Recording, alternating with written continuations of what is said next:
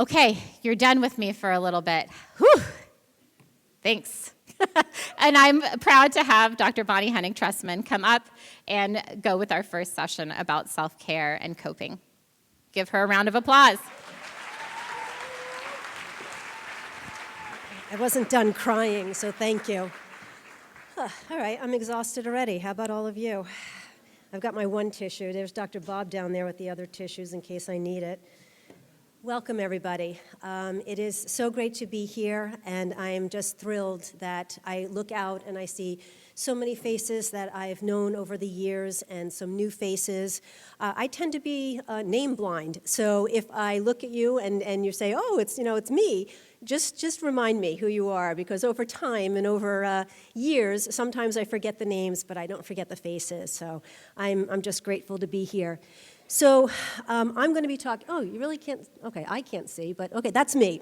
So that's all the information that you need. I've been around the block for multiple years. This is probably my 25th year of working with people who are impacted by Huntington's disease.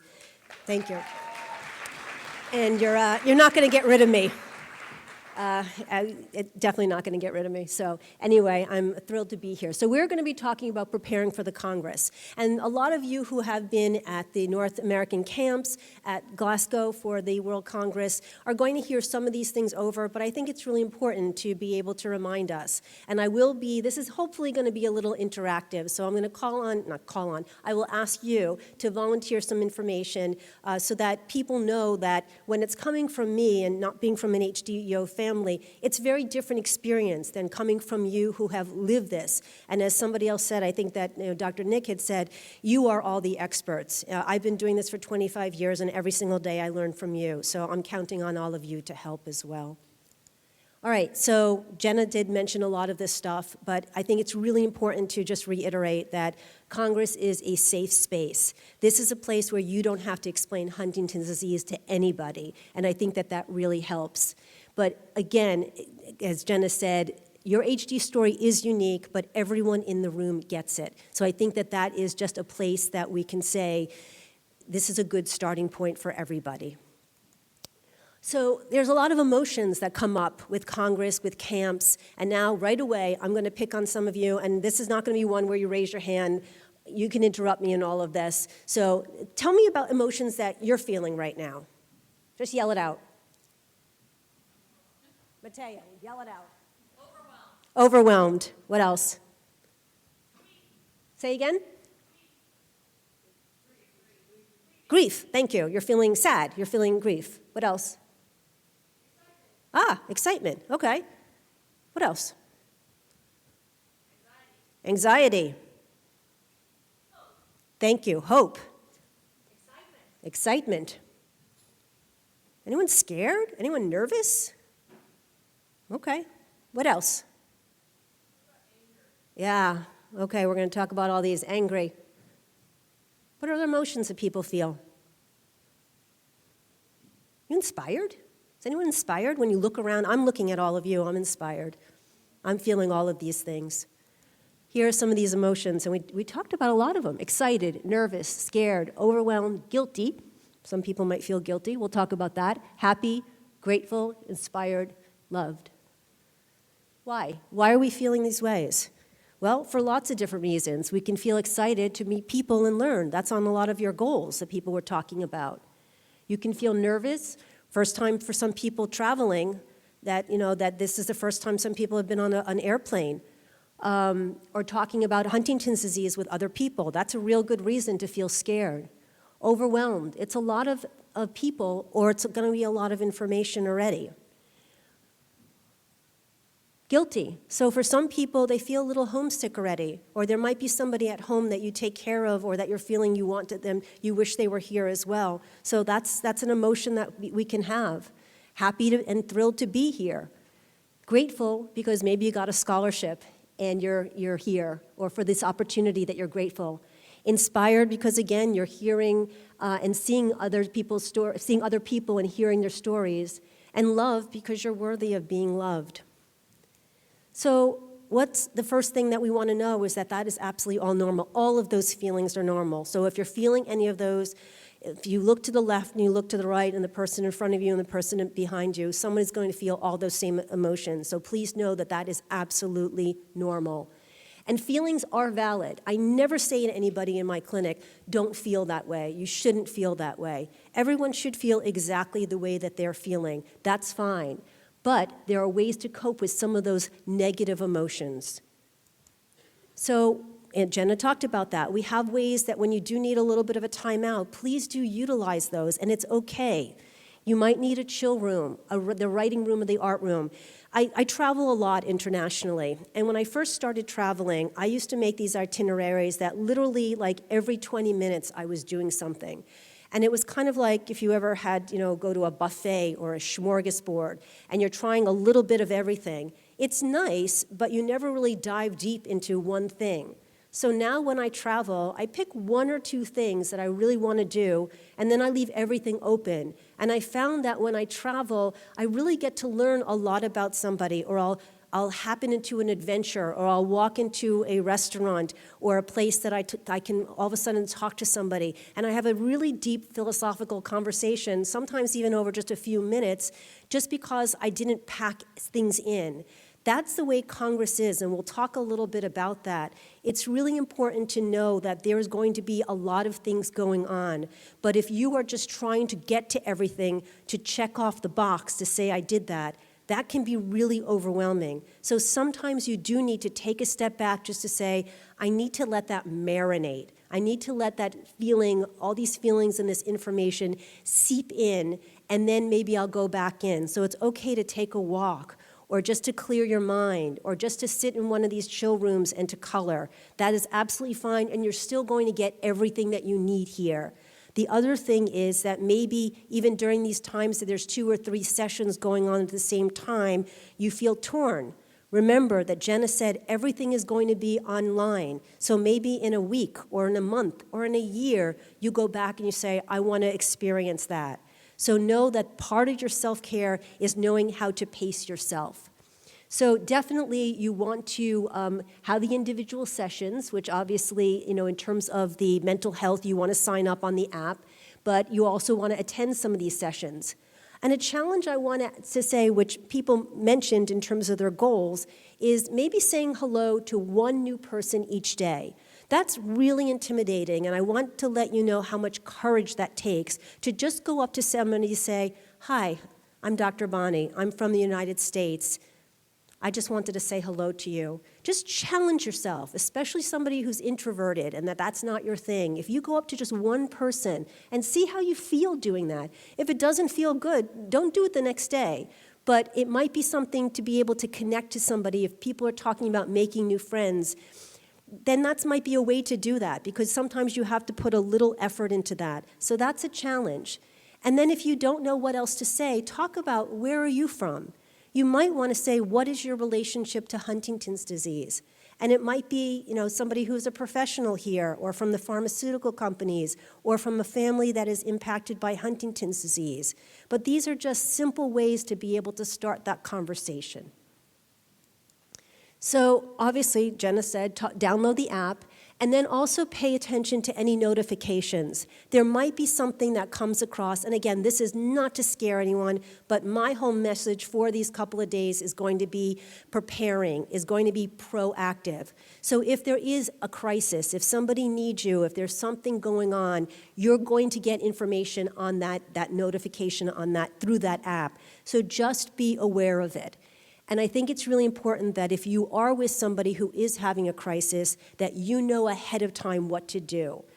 My whole thing about don't ask, just do. If you see somebody and you get what I call for me the spidey senses, that something just doesn't look right or feel right, I'm somebody who will go up to that person and say, hey, looks like you're having a little bit of a difficult time. I don't say, do you want me to do something or call somebody? If I talk to that person and they're saying, yeah, that whole thing, I just need a minute, that's fine. I might keep in the back of my mind in 10 minutes to circle back just to say, how are you doing?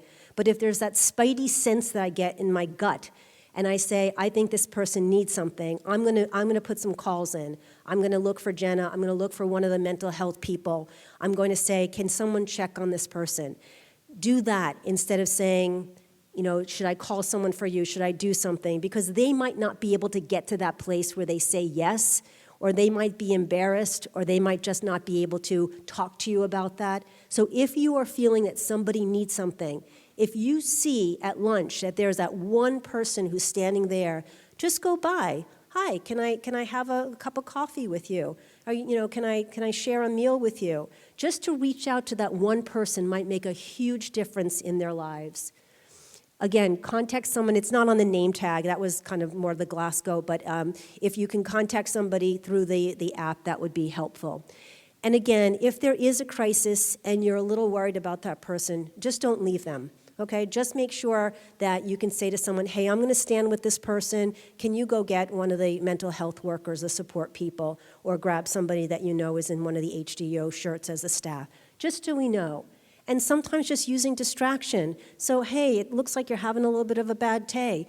Do you want to go sit down and have a glass of water? Do you want to do something? Can I get you something? Start talking to that person and use distraction.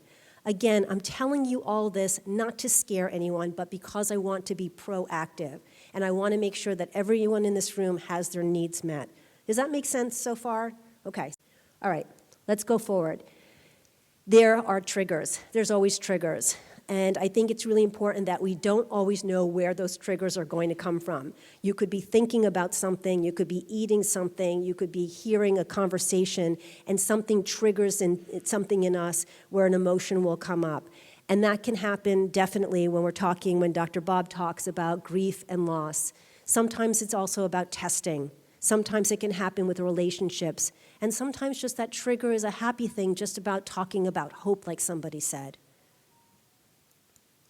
So I think it really is very helpful also about being proactive that and it's a little corny, but I think just starting each day with intention. When you get up and you get out of bed and you look in that mirror, say, today I'm going to what?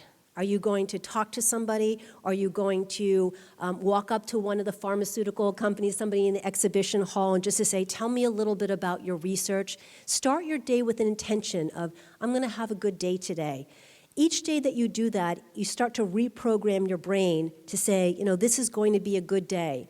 Now, does that stop the bad stuff from happening? Absolutely not. We can't wish it away. We can't pray it away. Those things are helpful to us in terms of our faith, our community, how we socialize, but there's no magical thinking, and I think that that's really important to know. But if you start your day with something to say, today I'm going to have a good day, today I'm going to say hello to one other person who I don't know, then all of a sudden it sets the tone for the whole day for you. And I think it's important also, though, to know your limits. Sometimes you need to tap out. Sometimes you need to check in with your body and ground yourself to say, I've had enough. I'm kind of at that point where it's a little bit too much and I'm going to kind of flow over the cup. And I just need to have a little bit of time. Again, Jenna told us, the hand signals. If you really need to have someone to talk to, that's wonderful. If you just need a little bit of space and time, know that you can have your own limits. So give yourself space. And I think it's really important to practice self-care. That can mean so many different things for different people. And again, I want your feedback in terms of how do you practice self-care? What do you do in order to take care of yourself?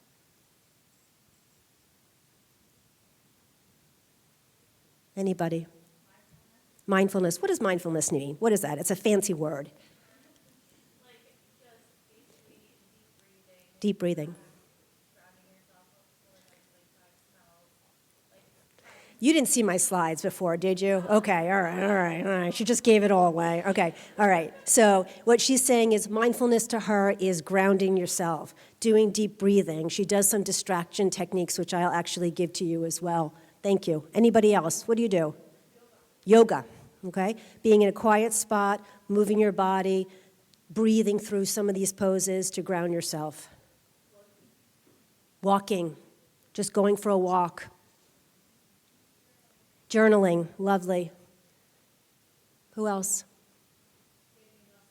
Yes, getting enough sleep, wonderful.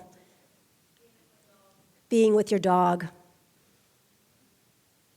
Anybody else? Taking a shower.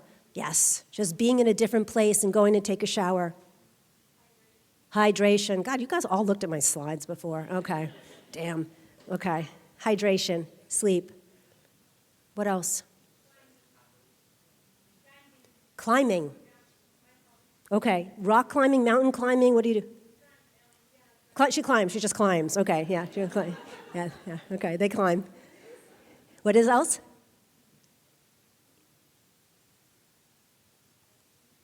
Ice? Singing, lovely, singing. Cleaning, oh, that's a good one. Ooh, we're gonna rent her out, yeah, okay. All right, that's Ashley, just so she'll give you her number later. All right, who else? What else do you have?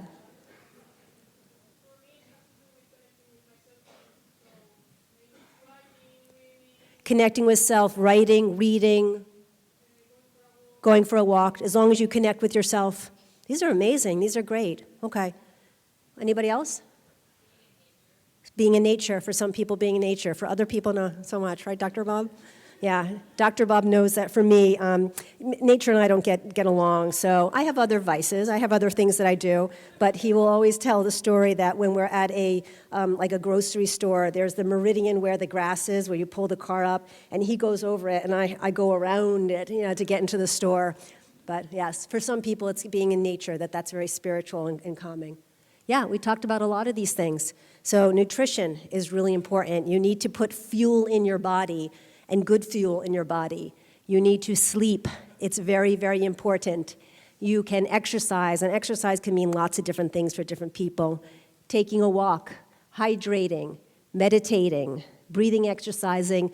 We're in Europe, but limiting alcohol and avoiding that, and avoiding this one, right? I think I passed all the CBD stores. But just knowing that what you put in your body really sets the tone as well. So please do be aware of that, or at least educate yourself about that. So these are really important things. And then grounding yourself. She saw my slides, okay? So just for some people, it's just counting. It's just really getting to a point where you're counting and just grounding yourself. It's really a distraction, that's all it is. It's not hocus pocus. It's not anything that's really magical. It's just being in a situation that you can do that. The breathing exercises, which we can do, I'm gonna offer you a small, I don't know what to call it, because I don't want to call it meditation, because some people don't like that. It's certainly not hypnosis. You're always in control. But just having like a 5-minute session, if you agree, as a group, that we can do this together, that you can use, and just kind of ground yourself to start this conference. In for 4, hold for 2, and out for 6 or 4. When you hold, and if we do this exercise, and I want to, again, give you information about this, I'm not saying that you inhale and hold your breath. It's suspending. It's inhale and just suspending for a couple of seconds. You're not going to drown, you're not going to suffocate, you're not going to do any of those things, but it's just a way to kind of do this cyclical breathing that, again, I'm letting you know what's coming up, that if you want to do that, all of a sudden you have this kind of feeling of just being at ease. And there's a reason for that, which I'll tell you.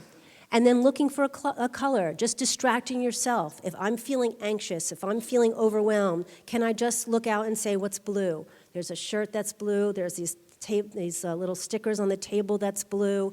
There's some of the, people have blue on their shirts or a cap. It just distracts me a little bit so that my mind isn't saying you're overwhelmed or you're anxious. And there's also a 5, 4, 3, 2, 1 drill, which I guess we were talking about a little bit, and that's something that I use a lot for people. So the 5, 4, 3, 2, 1, which maybe in your country is something different, again, is just a distraction. Finding 5 things that you see. You say them to yourself out loud or in your mind. 4 things that you can hear. You can hear my voice. You might hear a little bit of a hum. You might hear my footsteps. You might hear different things. 3 things that you can smell. That there might be, the smell of fresh air. There might be cooking. There might be different things that you are taking in that way. 2 things that you can touch. You might put your hand on your leg and feel the fabric. You might touch your arm. and then one thing you can taste. Did you have lunch? Could you taste what was going on? Are you sipping some cappuccino? Are you doing something? And why do these things work? It's just simply a distraction. That's all it is. It's when people we're at a funeral, let's say, and I'll give you my example. When you're at a funeral and somebody is crying, there's a reason why we give people a glass of water. And it's not just to do something. You can't cry and drink water at the same time. So when we're at a place that, when somebody is upset, we say, do you want some water? It's a distraction because those are things that we can't do at the same time. Now, for me, crying at a funeral or other places, and I cry a lot, it's a way of me releasing. So the funny story, my father died a few years ago of heart complications. We don't have HD in my family. And at the funeral, I gave a eulogy, and I cried through it. This was my way. And it made other people feel uncomfortable, which I didn't care about, but it made them feel uncomfortable. And later on in my culture, in my Jewish culture, we sit Shiva, and we have people come over to the house. And one woman who I could see was very visibly upset at the funeral watching me, came over, and I was eating or drinking water or doing something, and she said, "Do you feel better now?" And I was, my father had just died, so I wasn't going to appease her, and I looked at her in the face and I said, "No, because he's still dead, thank you." So to me, this is a way of our bodies getting rid of an emotion, and it's really important. So Jenna said, during this time, and I already had my good cry, Claire and Chandler will tell you. I gave a small presentation at the Art for HD, and I'm overwhelmed with this wonderful feeling of being inspired. I know that there are so many people, HDYO, and again, thanks to Matt Ellison, all of us are here because of him, just to reiterate that we have touched thousands and thousands of people throughout the world. And to me, that is just a wonderful feeling. So sometimes the tears are tears of grief, sometimes it's inspiration, sometimes it's hope.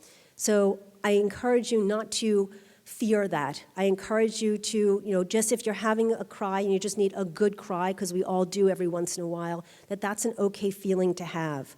So if you want, post-Congress, I almost forgot about this. Okay, so where are my North American HDYO campers?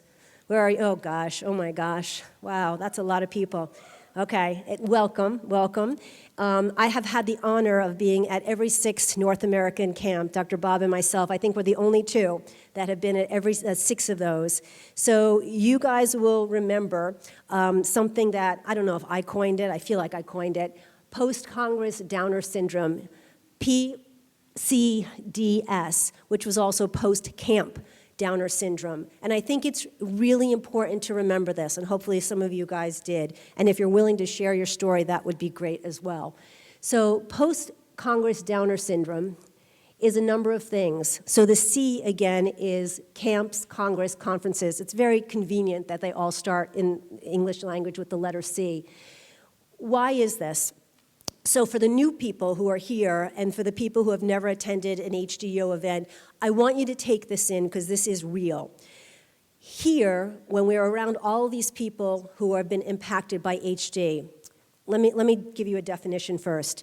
Impacted by HD means that HD has touched your life. Affected by HD means that you have the gene or are symptomatic for HD. By definition, everyone in this room is impacted by HD. Also, I'm going to throw out that I heard some people talking about testing positive.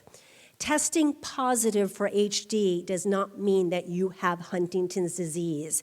It means that you have knowledge of having a gene for Huntington's disease. Unless you are symptomatic, and granted, not everyone knows they themselves are symptomatic. We can talk about that another time. That means that you have Huntington's disease. So I want you to think about differentiating that in your mind, that if you've tested positive, you have tested positive, and you know that you have a gene that is there since you were conceived. Very, very different. So that's just a little public service announcement. Anyway, this time with a camp, a congress, a conference, is not what I call real life. It's a honeymoon. You're going to a place where everybody is impacted by Huntington's disease. You don't have to explain HD to anybody. And all of a sudden we leave here and we get on this high of, oh my gosh, I learned so much, I'm gonna bring everything back, I'm gonna advocate, I'm gonna be part of research, I'm gonna do all of these wonderful things. And if you do all of those things, great. But sometimes when you leave Congress and you go back into real life, all of a sudden that takes a little bit of a back seat. And there is nothing wrong with that. It happens and it's real, so I want you just to be aware of that. It doesn't negate, it doesn't make any less all of the wonderful feelings and information that you get here. But this is also something real, that when you come back from something like this, you have this euphoria, this high that happens. And a lot of times you're not sure what to do with it. And a lot of times people feel guilty. I was going to be part of advocacy. I wanted to become an ambassador. I wanted to be part of research. I wanted to do all these things. I want to talk to my family about being more open about Huntington's disease. Again, if it happens, fantastic. If not, it's okay. You still have this HD family that I think is really important. So we'll talk a little bit more about that. Jen has talked about setting these goals. I want you to also think about the expectations that you have here.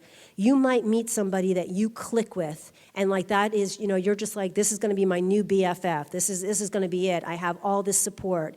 And again, if you have a lifelong relationship with that person, fantastic. But sometimes, again, when you leave here and we all go back to our countries and we all go back to our lives, something might happen where that separates a little bit. Please just know that that's normal as well.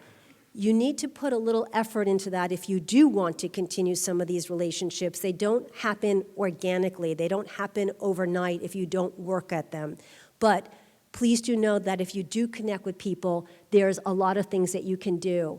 Set those goals before Congress ends. So if you find somebody that you really connect with, say to them, hey, can I have your information? Say to them, hey, can we set up a time next month that we can just do, a FaceTime call, or at least text each other or do something. If you do that now before you leave the Congress, then that's already set.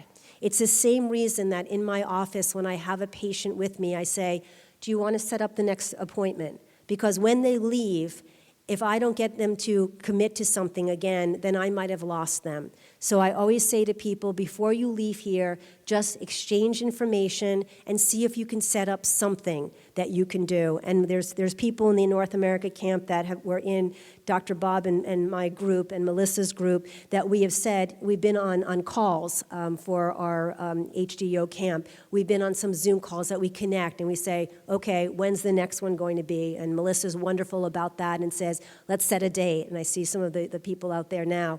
And we've been able to do that. That was really important to us.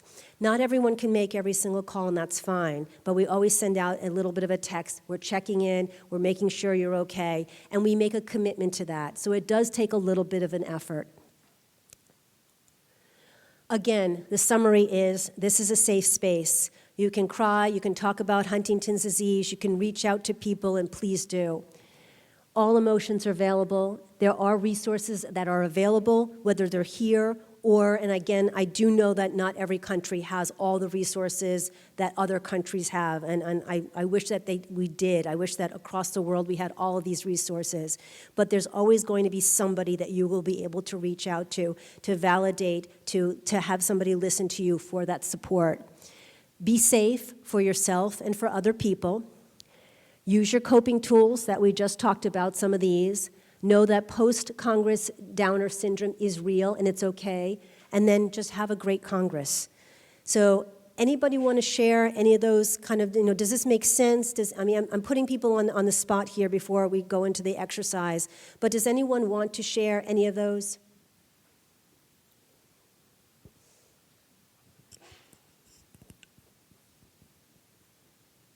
And if not, that's okay. This is usually what happens. Sometimes when there's a first person, that first brave person might share some information in terms of being at Congress or camps or any of those things.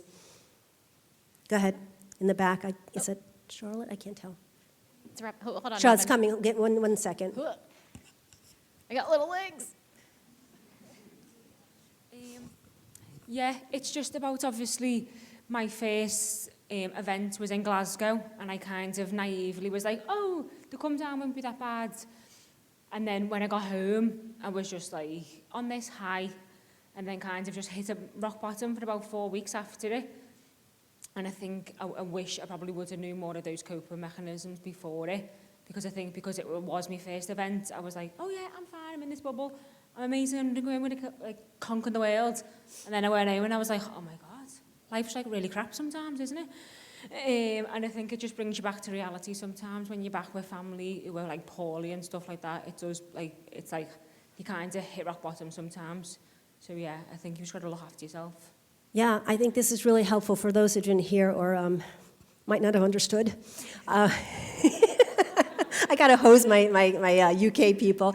So just the high that people feel when they are at Congress, at camps, and then you're going back to the family who didn't have all of those things, and you're kind of like, oh, there was all these coping mechanisms and tools. The interesting part about some of these things, and the exercise, again, if you want to participate, that's fine. If you don't, that's fine as well. But you can't just use them when you're in a crisis. You can't just say, oh, okay, I'm feeling overwhelmed or I'm anxious, now I'm going to start using them. You have to, like anything else, practice. And it's really important to practice when you're not feeling that way. When you're at home, when you're chilling, when you're just relaxing and saying, oh, can I do some of these coping mechanisms, the breathing, the 5, 4, 3, 2, 1, any of these things, you have to keep doing them. And I'm not saying every single day you have to do that. But it literally, the one that we'll do is 5 minutes out of your day. If you could do that a couple of times a week, and again, I'm going to be the one speaking, but you could do the 5, 4, 3, 2, 1. You could do some of the breathing exercises. You could do all kinds of different things, but you have to practice those. That's how you become proficient, and your body says, oh, we're going into chill mode. So I think that's really important, and thank you for sharing. It's really hard to do that if you're the first one. I see, Bree, go. The other thing that really helped me when I left camp last time was knowing that even if I didn't text somebody immediately after getting home, I could text them 2, 3, 4 months later, and they'd still respond like we just left yesterday. Yeah. And I think everyone kind of assumes, oh, well, you know, we haven't talked in so long. They don't want to hear from me. That's a lie. You're lying to yourself. Just text them anyway, because everyone in this community knows what it's like to be in this community, and we all know that support is needed at random times. And so don't just let yourself brush it off, because anyone in this room would be more than happy to talk to you and walk you through whatever you're going through, because we all need that support sometimes. Yes. We had somebody in our, give me a second. We had somebody in our group who said, oh, by the way, when you text me, I'm one of those people who doesn't text back right away. Brilliant. Now we know, so that we're not going to worry about you, but we're going to check in with you a couple of times. And they knew themselves enough to say, you might have to send me a couple of texts, and eventually I'll get back to you. So we knew. We didn't have to worry about her, but we were going to give her that information. Go ahead. Who's that? Okay, sorry.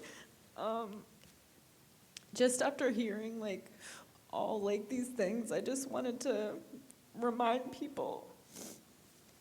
So after I left camp in Maryland, I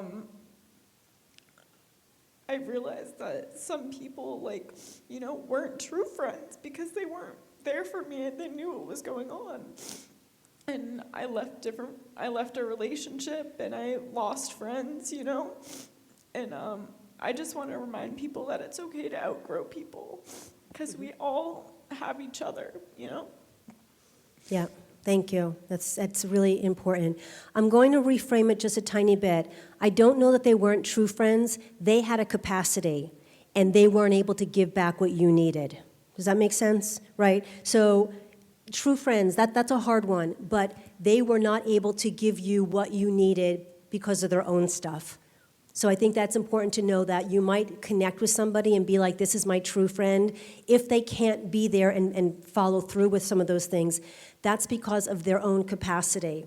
And I think that that's true for our family as well as friends, that sometimes there's just times that that family member is just not going to be where you need them. So I think, but you said at the end, sometimes you outgrow a relationship, and just knowing that it's not about you, it's about finding other people that can help walk you through your journey. So that takes a lot of insight and courage, and thank you for sharing that, because that's really important.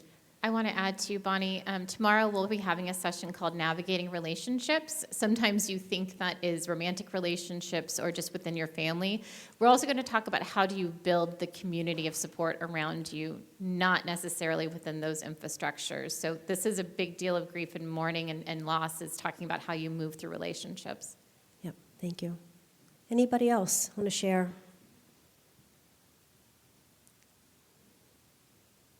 Okay. Well, we're going to be around if you want to share your story with one of us, if you want to share it with each other. There's going to be tons of sessions where you can do this.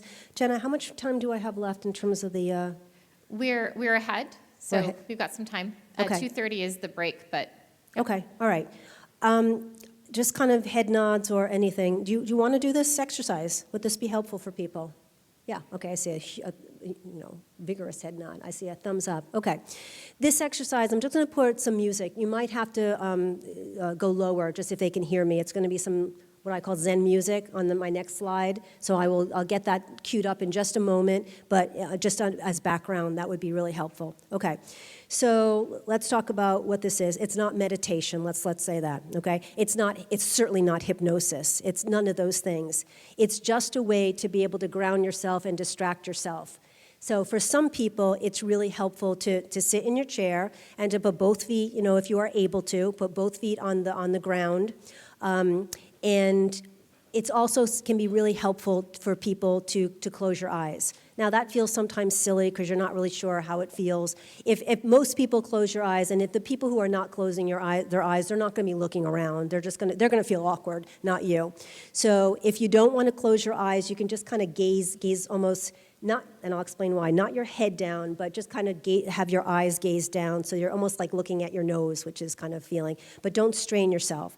So if you have your eyes closed, I'm going to put on some music. It's only going to be a few minutes.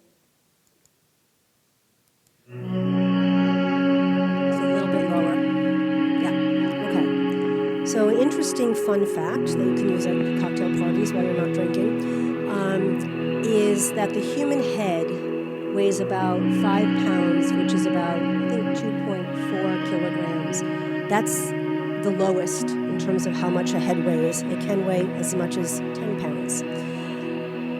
When I look around, when we first came in, I see so many people down looking at their cell phones, which we need to keep in contact with people. But when we have our head bowed all the way down and are looking at our cell phones, which are usually by our waist, all of that weight is going forward and putting strain and stress on our neck and our shoulders.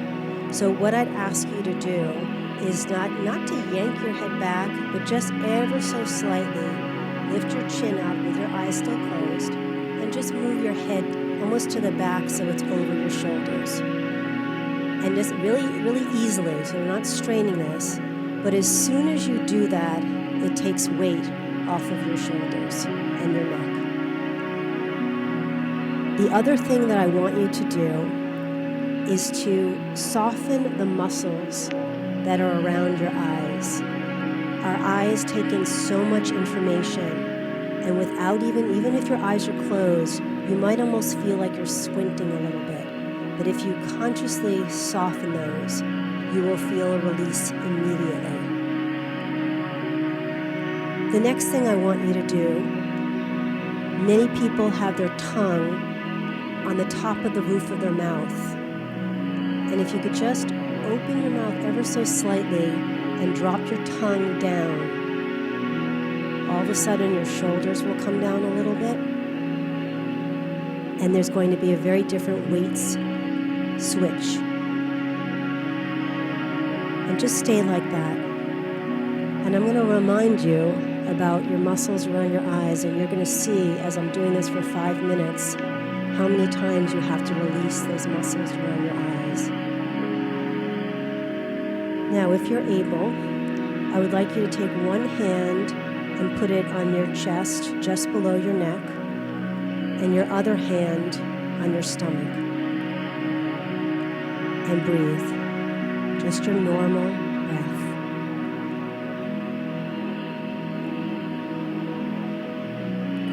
your eyes. Keep your hands where they are, but go back to your eyes and make sure that you've released those muscles around your eyes. And I want you to be aware of which hand is moving more. For many people, it's going to be that top hand that's going to be at your chest. That's typical. When a baby is born, a baby belly breathes. That's typical for them. Throughout our lives, we learn to chest breathe. I want you to think about seeing if you could just move the hand that's on your stomach. That's belly breathing. We're going out and in.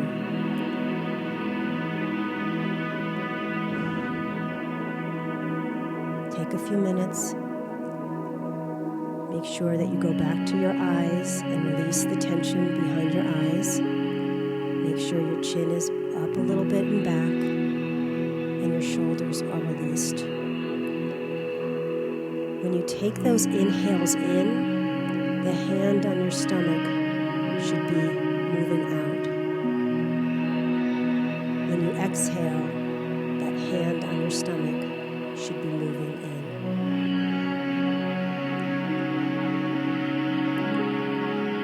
Now I'm going to ask, when you are inhaling, to inhale to the count of 4. Inhale 1, 2, 3, 4, and release for 4. 1, 2, 3, 4.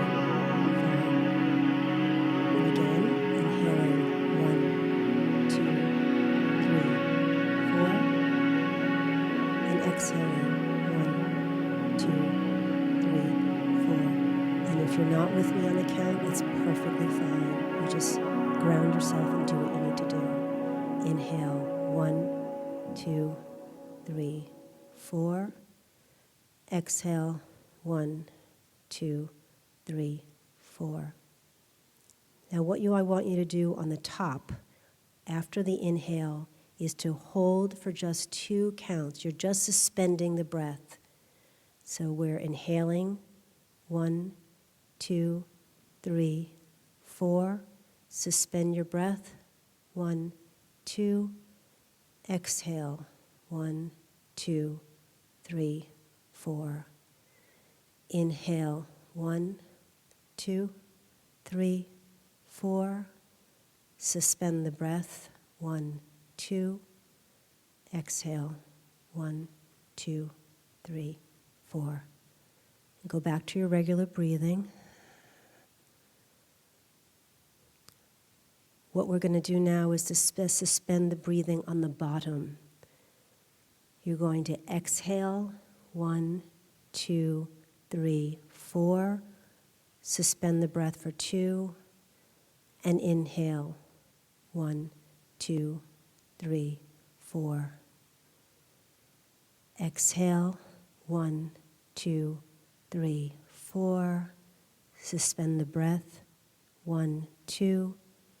Inhale, 1, 2, 3, 4. Go back to your regular breathing for a couple of rounds.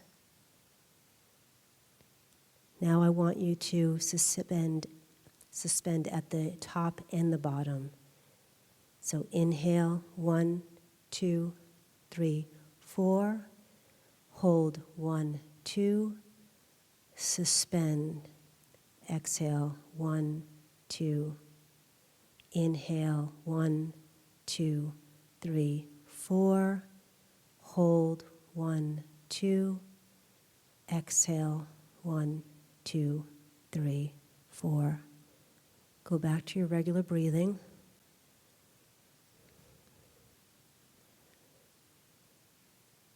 You can move your hands to your lap. Wiggle your hands around, your fingers around a little bit. Move your wrists a little bit. Move your shoulders a little bit. And you can open your eyes for those who have closed your eyes. That was 1 or 2 minutes of breathing. It just grounds yourself. It should just make you feel a little bit tingly. It might make you feel a little bit fuzzy at first. But if you work on doing something like this every day, you're teaching your system to ground itself. So I hope that that was helpful when you are feeling overwhelmed, when you are feeling anxious. Even though our heartbeat and our respirations are things that we don't think about, we can control some of those things. We can control our breathing, and you just proved to yourself that you could. So these are great ways to be able to practice and help you to cope when you're feeling overwhelmed or you're anxious. Guys, have a great, great Congress, and thank you.